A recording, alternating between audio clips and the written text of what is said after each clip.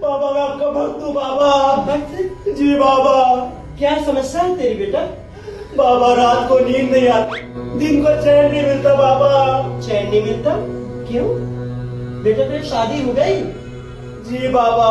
ओहो, that is the main problem. मैं तेरी समस्या का समाधान अभी किए देता हूँ।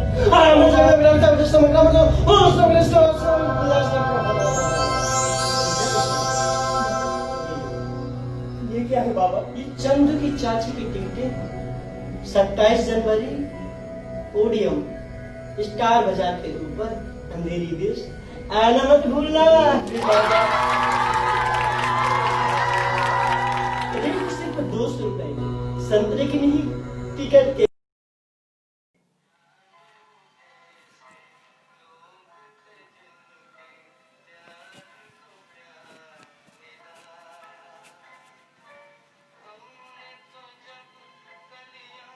अंधेरे में क्या कर रहे हो ठाकुर?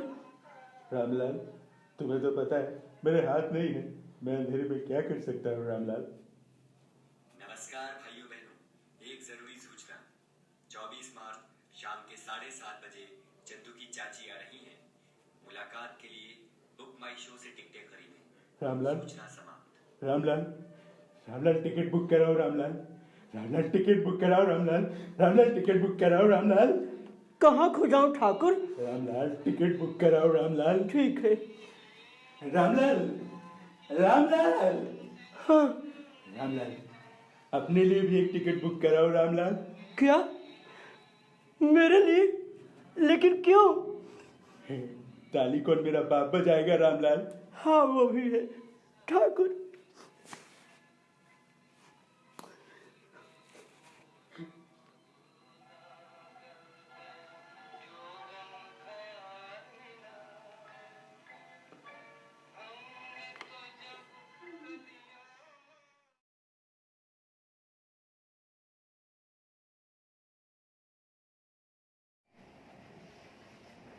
नमस्कार। आज हम आपके सामने एक विजय नाम के एक अपराधी को बुलाने जा रहे हैं। ये उनका कन्फेशन है। हम देखते हैं कि कैसे एक अपराधी अपराध कर बैठता है और कैसे वो अपराध बोध महसूस करता है। तो आइए हम मिलते हैं विजय से। लाइए।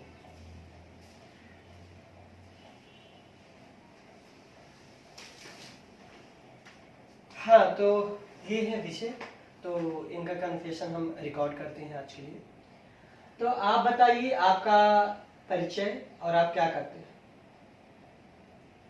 जी सर, मेरा नाम विजय है और मैं इस शहर में सबसे बड़ा व्यापारी हूँ दवाइयों का और राशन का।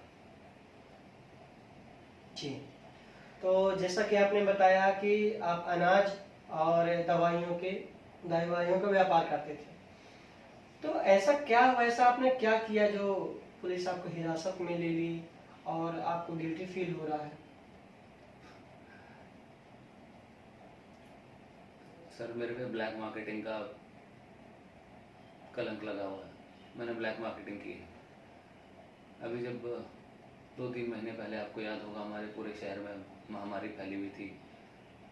खाने को नहीं था, दवाइयाँ नहीं थी। तब मैंने सब चीज़ें अपने पास रख ली थी, दबा दी थी और लोगों तक नहीं पहुँचने दी। मतलब गोदाम में आपने सारी चीजें छिपा ली थी जिससे आप महंगे दामों में उसे बेच सकें।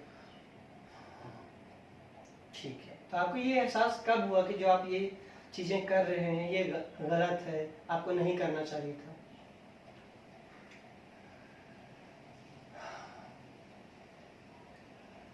मेरा अपना भाई मेरे पास दवाई मांगने आया, उसको भी इन्फेक्शन हो गया था। ऊपर वाले ने ऐसा तमाचा मारा मेरे मुंह पे। वो जब मेरे से दवाई लेने आया तो एक दिन पहले ही मैंने सारी दवाइयाँ नाले में फिकवा दी थी। नाले में फिकवा दी थी मैंने, क्योंकि पुलिस का कॉल आ गया था और रेड पड़ने के पूरे आसार नजर आ रहे थे। आपको इस बात से बिल्कुल भी फर्क नहीं पड़ा कि आपका एक भाई जो सगा भाई था और आपने उसको दवाई नहीं दिया और दवाइयों को नाले में फेंकवा दिया। ये आप कैसे कर सकते हैं? और आपको ये सब करने की जरूरत क्या थी? आपके पास तो इतने पैसे पहले से थे और फिर भी आपने ऐसा किया।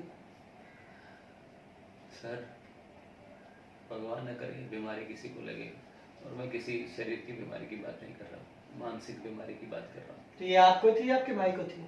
मैं लालच की बात कर रहा हूँ सर, लालच। सर, लालच में मुझे लगा कि ये 2-3 महीने में मैं इतना पैसा कमा सकता हूँ जो मैंने पिछले 10 साल में नहीं कमाया। तो मतलब आप लालच की वजह से ये सब आपने किया है। क्या है आपको, मतलब क्या जरूरत थी इतनी लालच करने की? क्योंकि आपके पास इतना ज्यादा पैसा वैसे भी बहुत भरा पड़ा था, फिर भी आपने अपने भाई तक को नहीं बख्शा। कैसे थे आप? सर, मैं तो पता नहीं क्या कर बैठता। मैं तो इस पूरे शहर को ही लाशों का ढेर बना देता अगर मेरा खुद का भाई न मरता तो। आप देख रहे हैं पैसों की खातिर आदमी कितना गिर सकता है। से रिश्ते, नाते, समाज, इनसे कोई फर्क नहीं पड़ता। तो अच्छा, आप क्या कहना चाहेंगे, क्या सजा मांगना चाहेंगे अपने लिए? जब से मैं जेल में आया हूँ, जब से मैंने पूरे शहर की हालत देखी सर, मेरा मन कर रहा है कि मुझे जल्दी से जल्दी फांसी दे दी जाए। मैं इस शरीर में नहीं रह सकता, मुझे बहुत घिन आती है। मेरा मन करता है कि आप इस शरीर को जिंदा जला दें और इसे लोगों के बीच में फेंक दें, ताकि वो लातों से रौंदे मुझे, थूके मुझ पे, और मुझे मेरा ऐसा हाल करें आप लोग कि कोई दूसरा ऐसे, जब शहर में ऐसी त्रासदी छाई हो, किसी के मन में धंधा करने का ख्याल ना आए सर, धंधा करने का ख्याल ना आए। काश मैंने कुछ जाने बचा ली होती सर, कुछ जाने बचा ली होती। आप जाने कैसे बचा सकते थे? क्योंकि आपके ऊपर एक पर्दा जो पड़ा हुआ था, पैसों का पर्दा, लालच। इतनी लालच कैसे आ गई आपके अंदर? अरे आपने सोचा नहीं अपने भाई के बारे में, अपने समाज के बारे में, अपने लोगों के बारे में? कितना पैसा है और ये पैसा लेके जाते किधर आप? अफसोस सर, उस टाइम पे इतना पागलपन छाया हुआ था सर, इतना पागलपन छाया हुआ था कि बस मैं नोट की गड्डियां गिनता ही रह गया सर, नोट की गड्डियां गिनता रह गया सर। थोड़ा पानी पीजिए आप।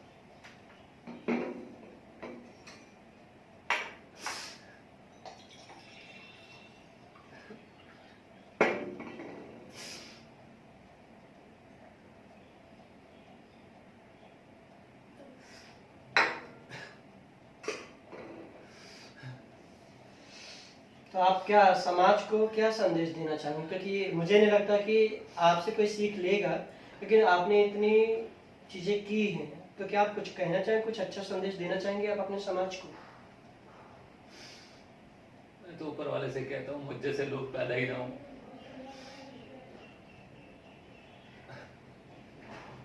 और मैं चाहता हूँ कि बस जो लोग काम करते हैं वो मेहनत से पैसे कमाए, मेरी तरह ऐसे पागलपन से नहीं। मैंने अपना घर तो बर्बाद किया ही, साथ में पूरे शहर का घर बर्बाद कर दिया, कितने लोगों की जाने गई है। मैं सोचता हूँ तो मेरे शरीर पे हजारों बिच्छू काटते सर, हजारों बिच्छू काटते सर। और कुछ कहना चाहेंगे आप अपने बारे में या समाज के बारे में, ये कुछ जो जहन में है आपके? सर, आप प्लीज मेरी जो फांसी है उसको जल्द से जल्द करवा दीजिए सर, मैं मरना चाहता हूँ सर। मैं जिंदा, खैर, वो फांसी की जो प्रोसेस है वो तो हो चुकी है, बहुत जल्दी प्रोसेस में आ जाएगा। और ये जो कन्फेशन है वो इसीलिए किया जा रहा है कि आपका ये प्रोसेस बहुत जल्द से जल्द हो सके, और सिग्नेचर भी आपसे करवाए जाएंगे। ठीक है, आप जा सकते हैं, ले जाइए। जैसा कि आप देख रहे हैं कि जो विजय है बहुत ही बड़े व्यापारी थे, और ये इन्होंने व्यापार के माध्यम से इन्होंने अनाज और मेडिसिन दबाया और समाज को बहुत बड़ा झटका दिया है। तो ये अपने आप to गुनहगार मानते हैं। आइए हम और आप मिलकर इन्हें सजा दिलवाएं। धन्यवाद।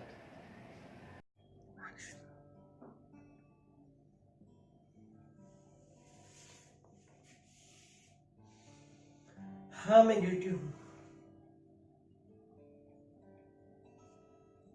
मैं इन चीजों को एक्सेप्ट करता हूँ। जो मैंने गुनाह किए, जो मैंने घूसखोरी की है, एक्सेप्ट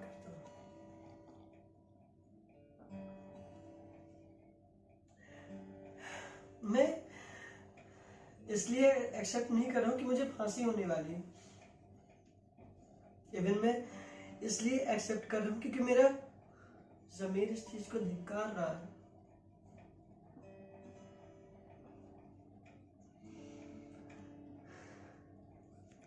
मैं कितना सेल्फिश हो सकता हूं कि मैंने लोगों के हक मारे, अनाज को दबाया,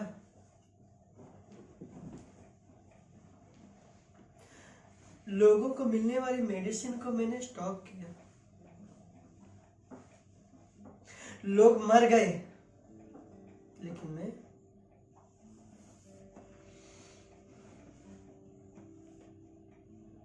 किसी के काम नहीं आया। दवाइयां सड़ गई, फेंक दी गई।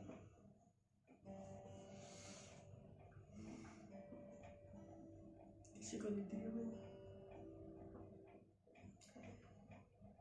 एक रात पहले ही मुझे पता चला था कि मेरी यहाँ रेड पड़ने वाली थी। सच मानो, मैंने सारी दवाइयां मैंने नाले पे फेंकवा दी, नाले पे, जो कि ये मेरा हक नहीं था। ये उन गरीब का हक था जिनका मैंने हक छीना। अरे साहब, एहसास तो मुझे उस दिन हुआ जब मैंने मेरे भाई का हक मार दिया।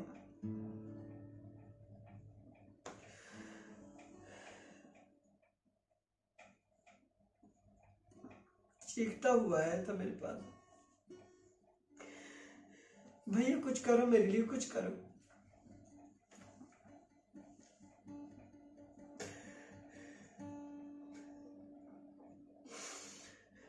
मेरे पास दवाइयां होते हुए भी मैंने उसे मरने दिया, कुछ नहीं किया उसके लिए। मैं क्या कोई इतना सेल्फिश हो सकता? मुझे नहीं लगता कि हो सकता। जो अपने भाई के लिए नहीं हो सकता, वो दुनिया के लिए कभी नहीं हो सकता, कभी नहीं। और ये मैं अपनी सफाई में कुछ ऐसी बातें नहीं बोल रहा हूं कि मुझे इस फांसी से बचा लिया जाए। मैं तो ये चाहता हूं कि मुझे फांसी दी जाए। मैं तो ये चाहता हूं कि मुझे चौराहे पे लटकाया जाए, जिससे मेरे रोम रोम को कौवे या चीर नोच नोच के खाए।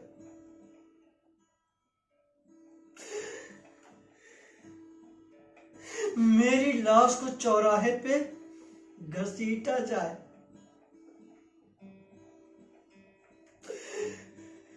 मुझ पे कोई रहम नहीं किया जाए, क्योंकि मैं उस काबिल नहीं। कैसे कोई गरीब का हक मार सकता है? कैसे कैसे मार सकता है? ये मैंने किसी को हक नहीं दिया, ये मैंने किसी को हक नहीं दिया, ये उनका खुद का हक था, खुद का हक, जो मैं नहीं छीन सकता था, जो कि मैंने पैसों की लालच में मैंने छीना।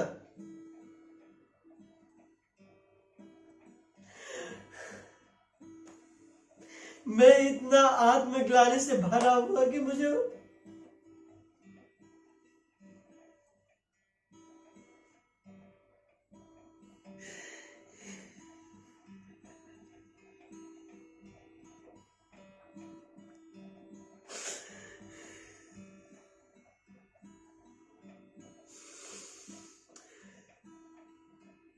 मैं तो चाहता कि ये फांसी से ज्यादा कोई बुरी मौत हो वो मुझे दी जाए।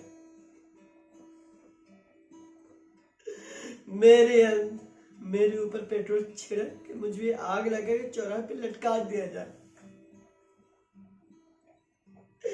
मैं किसी से माफी नहीं मांग रहा, किसी से भी माफी नहीं मांग, बस इतना जरूर कहूंगा कि मुझे जितना हो सके कड़ी से कड़ी सजा दी जाए मुझे।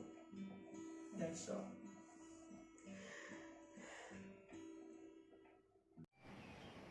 नमस्कार, मैं हूं रावेंद्र और आप देख रहे हैं कन्फेशन।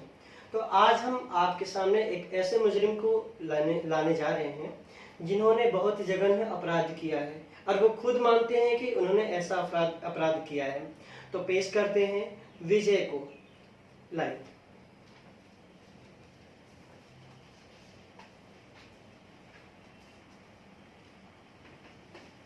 हाँ तो विजय जी, आप कुछ अपने बारे में बताइए। आपका नाम क्या है, आप क्या करते थे? मेरा नाम विजय है और मैं इस पूरे शहर में दवाइयाँ और अनाज सप्लाई करता था। जी, तो जैसा कि आप जिस चीज़ के लिए आप पकड़े गए हैं कि आपने काला बाजारी की है, तो कुछ बताएंगे, इस पे रोशनी डालेंगे आप? अभी 2-3 महीने पहले जब शहर में बीमारियां फैली, लोगों के पास काम धंधे नहीं थे, तो मैंने सारा अनाज मैंने दबा लिया और जो दवाइयां थी वो भी मैंने दबा दी, लोगों तक नहीं पहुंचने दी। पता नहीं क्या मेरे दिमाग पे सवार हुआ साहब। मेरे को लगा कि यही मौका है जो धंधा मैं अभी 20 साल में जमाऊंगा वो शायद ये 2-3 महीने में मैं इतना कमा लूं। ये करते करते ये शहर एक लाशों का ढेर बन गया साहब, लाशों का ढेर। हमने सुना था कि इसी महामारी में आपका भाई भी मारा गया था।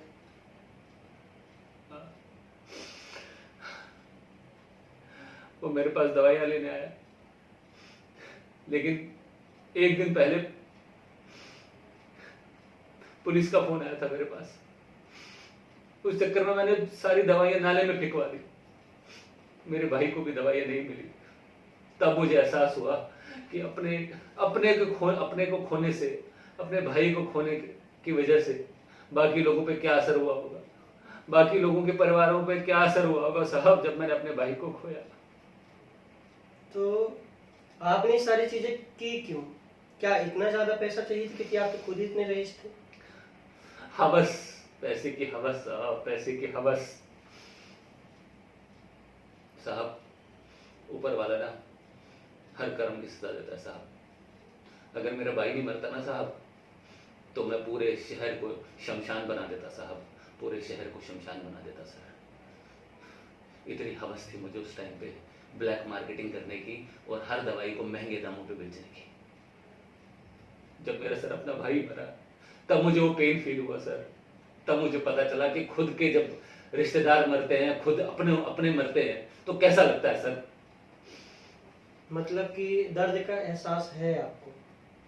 सर, मुझ जैसा गिरा हुआ इंसान आपको कहीं नहीं मिलेगा।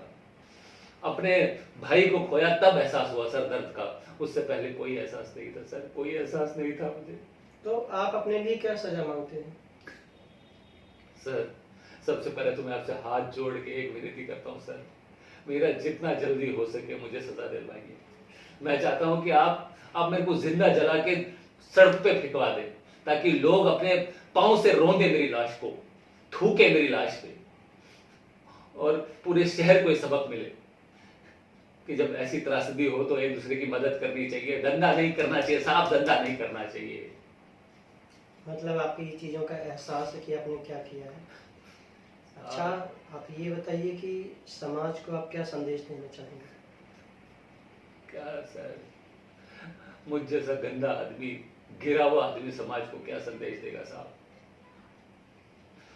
मैं यही कहना चाहता हूं आप लोगों से हाथ जोड़ के, अच्छा धंधा कीजिए, साफ धंधा कीजिए। पैसा तो आप कमा लेंगे, लेकिन हालत मुझ जैसी हो जाएगी साहब, हालत मुझ जैसी हो जाएगी आपकी। ऊपर वाला किसी को नहीं छोड़ता। पैसे की हवस को मत देखिए, अच्छा धंधा कीजिए और एक दूसरे की मदद कीजिए। बस यही कहना चाहता हूं मैं साहब। और कुछ कहना चाहेंगे इसके अलावा? साहब, एक मदद चाहिए सर आपसे। कहिए। सर, मेरी फांसी जितनी जल्दी हो सके करवा दीजिए, मुझसे जिया नहीं जा रहा साहब, मुझसे जिया नहीं जा रहा। ये जो वीडियो रिकॉर्डिंग हो रही है वो इसीलिए हो रही है कि प्रोसेस जल्दी से जल्दी किए जाएं। कागजात पे आपके दस्तखत लिए जाएंगे, आपका कन्फेशन हो चुका है और इस चीज़ में ज़्यादा जल्दी प्रोसेस होगा। तो ये थे हमारे विजय, जो कि इन्होंने जघन्य अपराध किया है और समाज को तार तार कर दिया है। मुझे तो बड़ा दुख हुआ कि ऐसे लोग भी होते हैं और इन्होंने ऐसा अपराध किया है। तो हम चाहेंगे इन्हें जल्द से जल्द फांसी हो। और आप देख रहे हैं रावेंद्र को कन्फेशन। नमस्कार, ले जाइए अपने। साहब मेरी फांसी करवा दो साहब, मुझे फांसी पे चढ़वा दो साहब, मुझे फांसी पे चढ़वा दो साहब।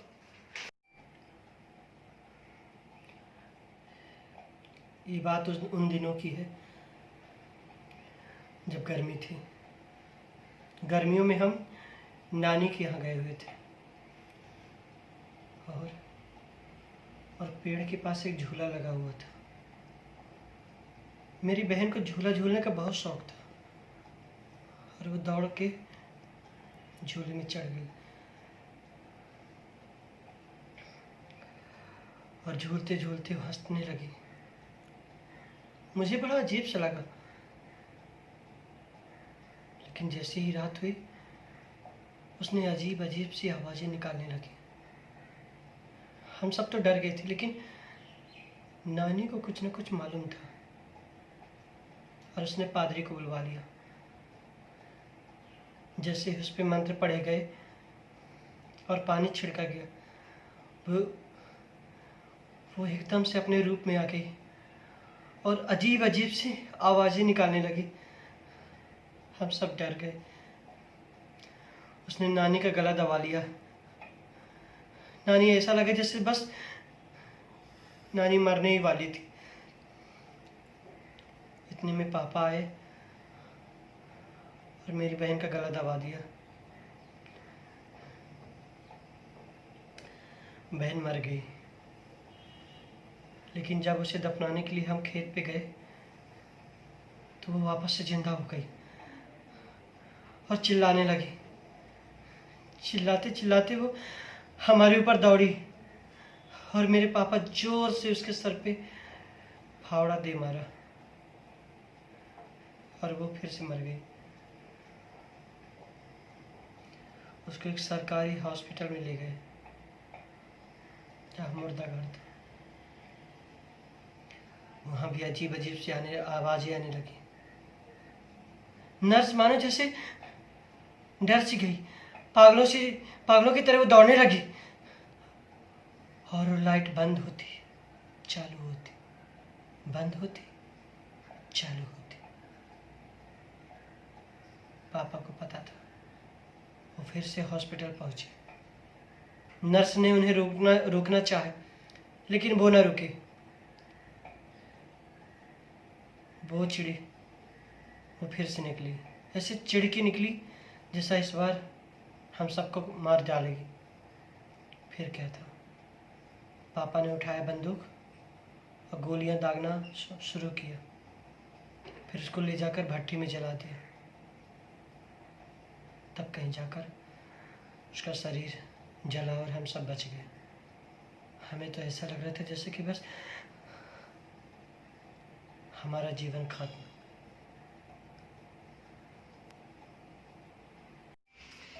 जिंदगी एक खेल है, इसे खेलो। जिंदगी एक गाना है, इसे गाओ। जिंदगी खाना है, खेल है, खुशियों का मौका है। और जिंदगी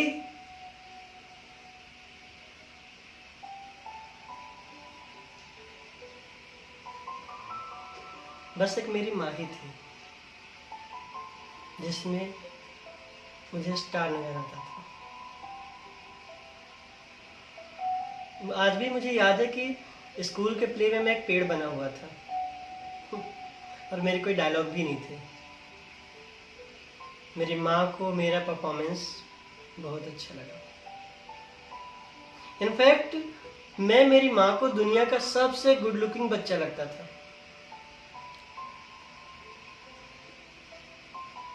अब वो इस दुनिया में नहीं है, हमेशा के लिए छोड़कर जा चुकी है।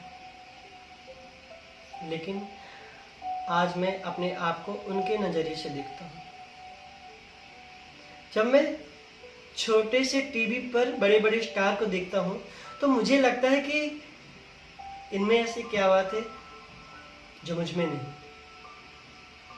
बस यही सोचकर मैं मुंबई आ गया। मुझे लगता था कि इस बड़े से पर्दे को बस मेरा ही इंतजार है। जब यहाँ आकर देखा तो धड़ाम। जब ऑडिशंस के लिए जब मैं गया तो देखा मेरे जैसे 365 लोग वहाँ थे। मैंने सोचा कि इनके माँ बाप ने भी इनके लिए कुछ सपने देखे होंगे। मैं कास्टिंग डायरेक्टर के पास जाता, कोऑर्डिनेटर के पास जाता और उनको व्हाट्सएप करता, मेल करता, मैसेज करता, पर वो सीन करके भी अनसीन कर देते। मैं डायरेक्टर और प्रोड्यूसर के पास जाता, कहता sir sir sir please sir मुझे एक चांस दीजिए, सर सर प्लीज़ एक मौका दीजिए, सर मैंने 4 साल थिएटर किया, सर मैंने एक्टिंग स्कूल से सीखा हुआ है, sir sir please 1 more chance. उनका जवाब आता, I will see you, I will call you later.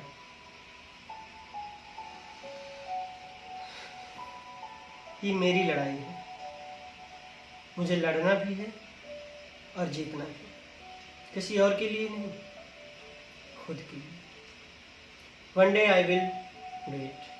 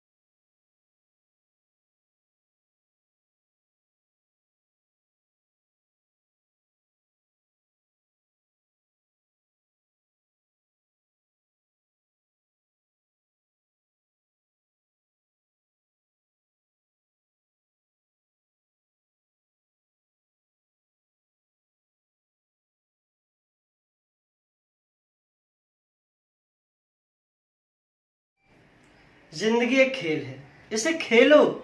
जिंदगी एक गाना है, इसे गाओ। और जिंदगी एक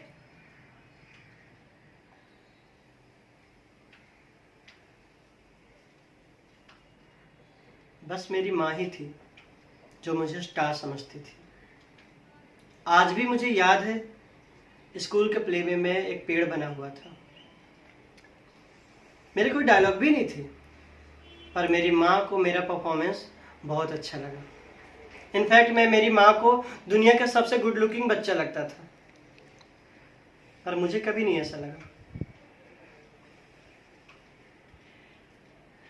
अम्मा हम लोग को छोड़ के चली गई, हमेशा के लिए।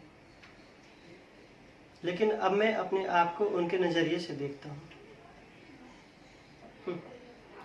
जब मैं छोटे से टीवी पर बड़े बड़े स्टार को देखता हूँ तो मुझे लगता है कि इनमें ऐसी क्या बात है जो मुझ में नहीं है।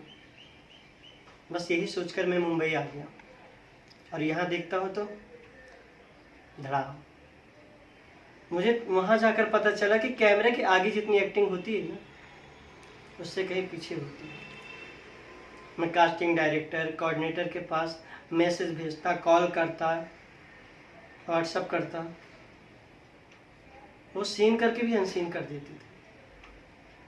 मैं प्रोड्यूसर से गुहार लगाता, सर एक बार, सर प्लीज, अरे सर मेरा परफॉर्मेंस तो देख लो सर प्लीज एक बार देख लो सर मैंने थिएटर किया, 4 साल थिएटर किया सर। और वो कहते हैं I will call you later. ये मेरी लड़ाई, और मुझे लड़ना भी है और जीतना भी, किसी और के लिए नहीं, खुद के लिए। One day I will do it. बस डैडी बस।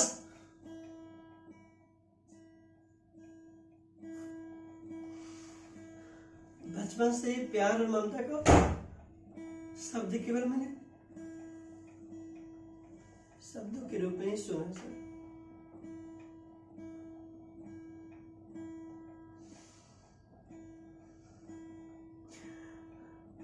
ना तो प्यार आपकी गोद में मैंने देखा,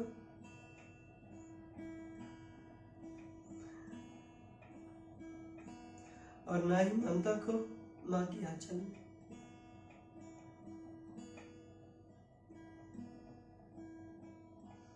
जब भी मेरे खिलौने टूट जाते थे ना,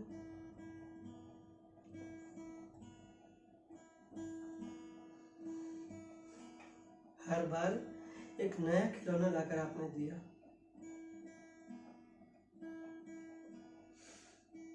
लेकिन कभी भी आपने मेरे एहसास और सांसों को जोड़ने की कोशिश नहीं की पापा, कभी नहीं। खिलौनों की तरह ही मेरे प्यार और एहसास टूटकर बिखर गए।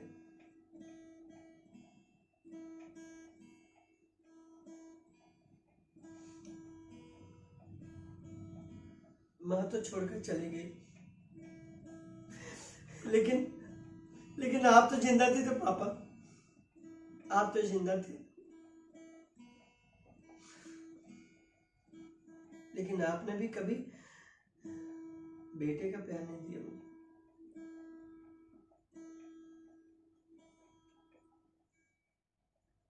कैसे देते आप? पैसों का हवस था आपके पास, पैसे कमाने की जो होड़ थी ना, उसने मेरा सारा बचपन अपने पैसों के ढेर पे दबा दिया। कभी ख्याल नहीं है मेरे?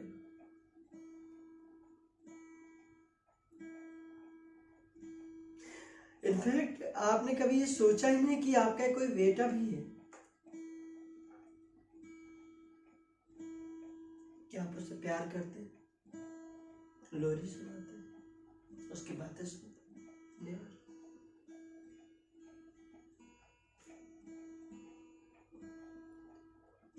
पैसे कमाने की इतनी हवस, इतनी भूख, इतनी सवार थी कि आप बेटी की फीलिंग्स भूल गए। लेकिन एक बात मैं आपसे कहना चाहता हूँ पापा, माँ तो मर गई, आज से मेरा बाप भी मर गया।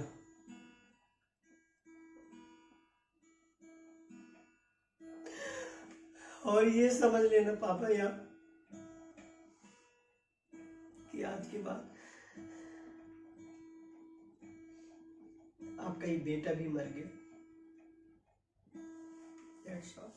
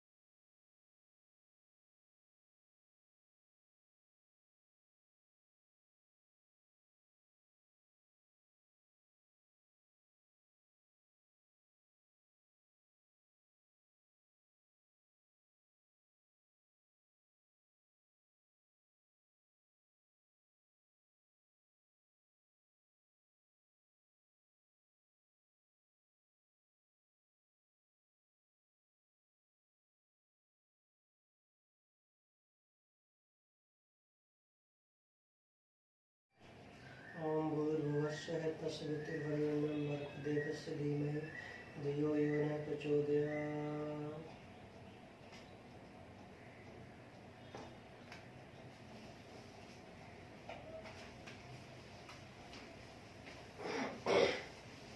नमस्ते चाचा।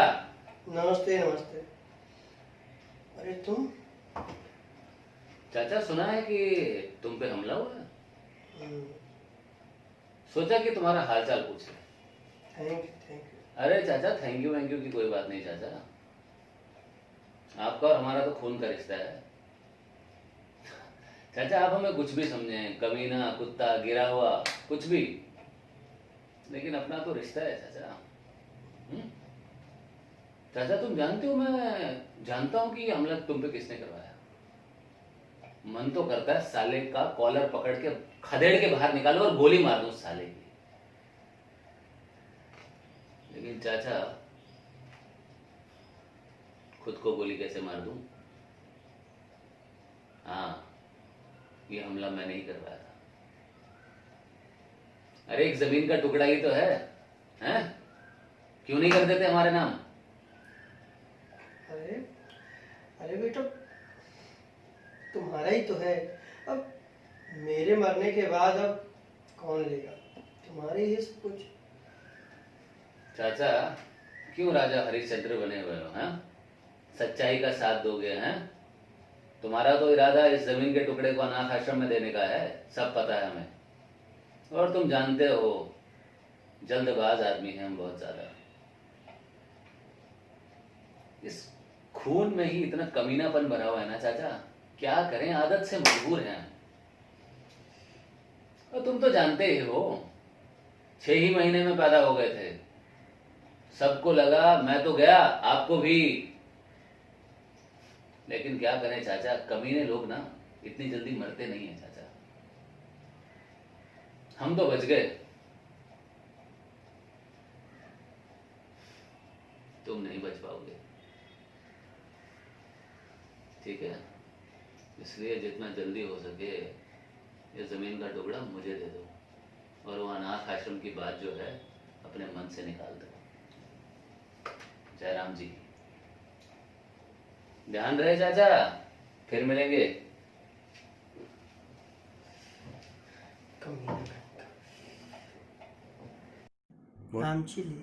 आमची लेक हाँ, हमारी अहिल्या लाखों में एक है, आप उस पर गुस्सा मत करिए। बाकी की लड़कियां इस उम्र में चूल्हा चौका में फंसी रहती हैं, चूल्हे चौके में फंसी चूल्हे चौके में फंसी रहती चूल्हे चौके में फंसी रहती।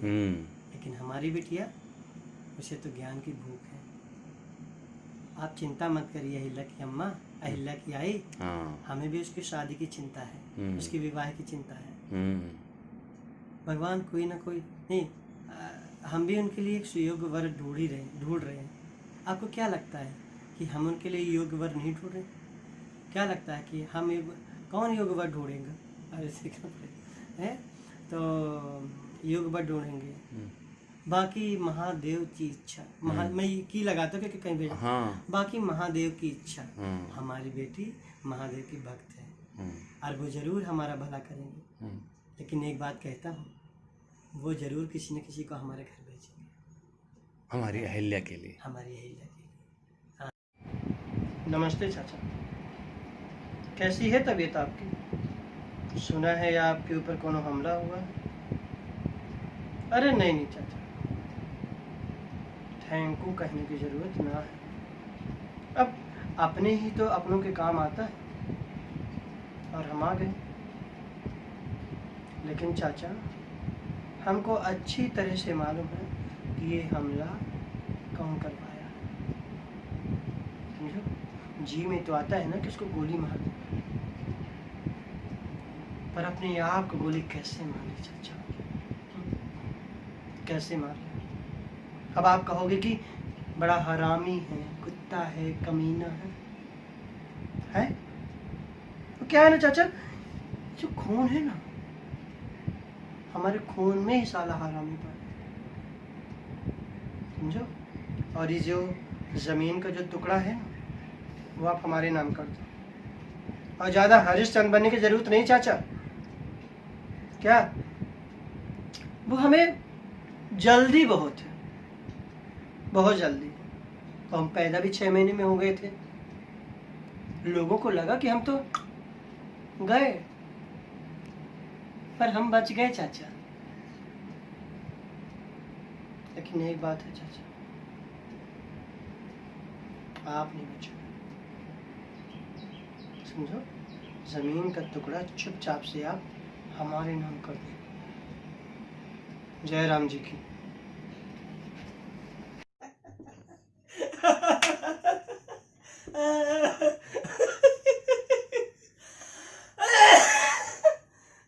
मैं कहा हंस ली थोड़ा सा, बाद में हंसी नहीं आएगा। कितनी हंसी आती मेरे को जबरदस्ती। लोग कहते हमको हंसना है कि यार गान मरी जा रही है। ओह माय गॉड, कितना हंसा मैं आज, 5 रुपए का हंस लिया। ठीक है, तो करना है तुझे या मैं कर लूँ? नहीं मैं कर रहा हूँ, रुक जाओ। हमारी अहिल्या बेटी, हमारी लेक। ठीक है, करो ऑन कि अभी हंसना है। और रुको थोड़ा सा, क्यों आती मुझको इतनी हंसी यार?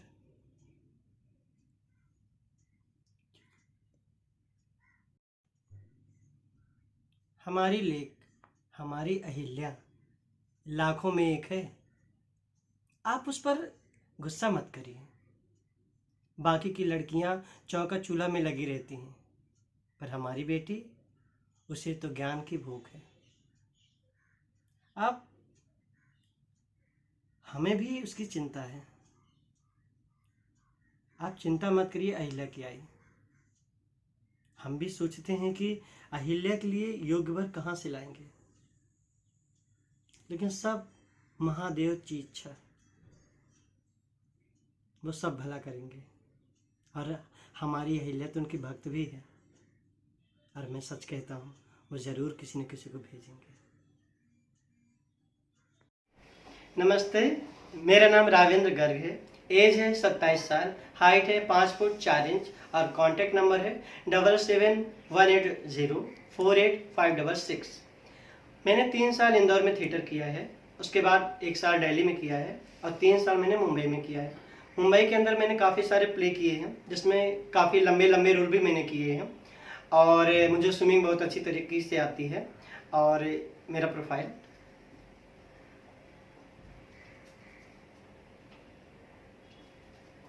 Thank you. जिंदगी एक खेल है, इसे खेलो। जिंदगी एक गाना है, इसे गाओ।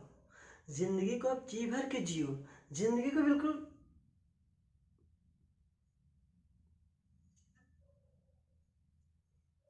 बस एक मेरी माँ ही थी जिससे मुझ में स्टार नजर आता था। और हाँ, मुझे आज भी याद है कि मैं अपने स्कूल में एक पेड़ बना हुआ था और मेरे कोई डायलॉग भी नहीं थे, पर मेरी माँ को मेरा परफॉर्मेंस बहुत ही अच्छा लगा। इनफैक्ट मैं मेरी माँ को दुनिया का सबसे गुड लुकिंग बच्चा लगता था।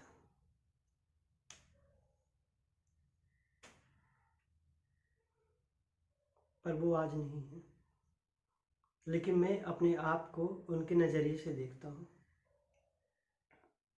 जब मैं छोटे से टीवी पे बड़े बड़े स्टार को देखता था ना, मुझे लगता था कि इनमें ऐसी क्या बात है जो मुझ में नहीं है। बस यही सोचकर मैं मुंबई आ गया और यहाँ आकर देखता हूँ तो धड़ाम, ऑडिशन की लाइन देखता, ये लंबी लंबी लाइन। मैंने सोचा कि जो मेरे बाप मेरे लिए सपने देखे थे, उनके माँ बाप ने भी वही सपने देखे होंगे।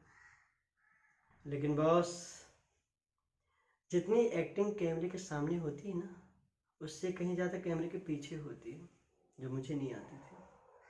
मैं कास्टिंग डायरेक्टर के पास जाता कि सर प्लीज़ एक मौका मुझे आप दे दो, एक मौका। मैं डायरेक्टर के पास जाता, सर मैंने थिएटर किया है, 4 साल थिएटर किया है, प्लीज़ मुझे एक मौका दे दो। वो बोलते आई विल सी यू, बाद में बताता हूँ मैं आपको। ये मेरी लड़ाई है, मुझे लड़ना भी है और जीतना भी है, लेकिन किसी और के लिए नहीं, खुद के लिए।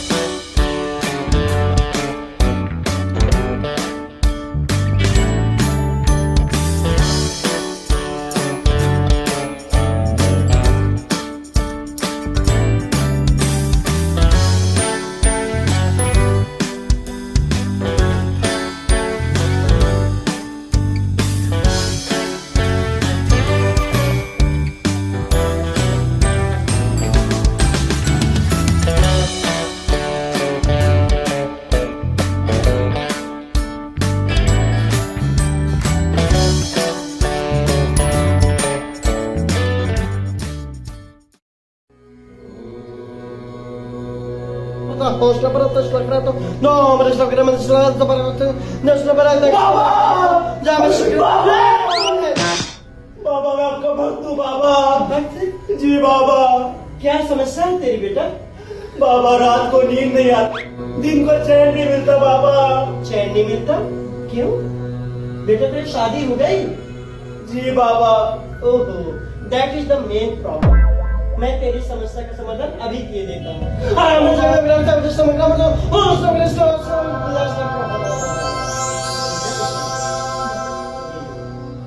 ये क्या है बाबा? ये चंदू की चाची की टिकटें 27 जनवरी ओडियम स्टार बाजार के ऊपर अंधेरी देश आना मत भूलना। टिकट सिर्फ 200 रुपए, संतरे की नहीं, टिकट के।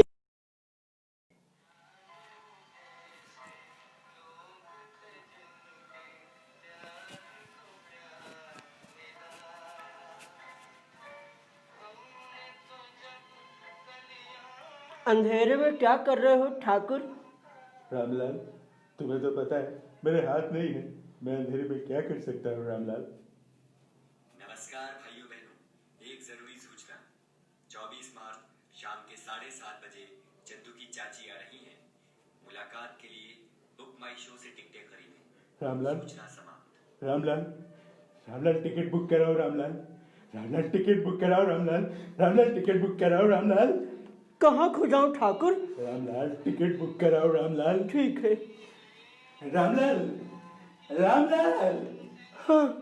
रामलाल, अपने लिए भी एक टिकट बुक कराओ रामलाल। क्या? मेरे लिए? लेकिन क्यों? ताली कौन मेरा बाप बजाएगा रामलाल। हाँ वो भी है ठाकुर।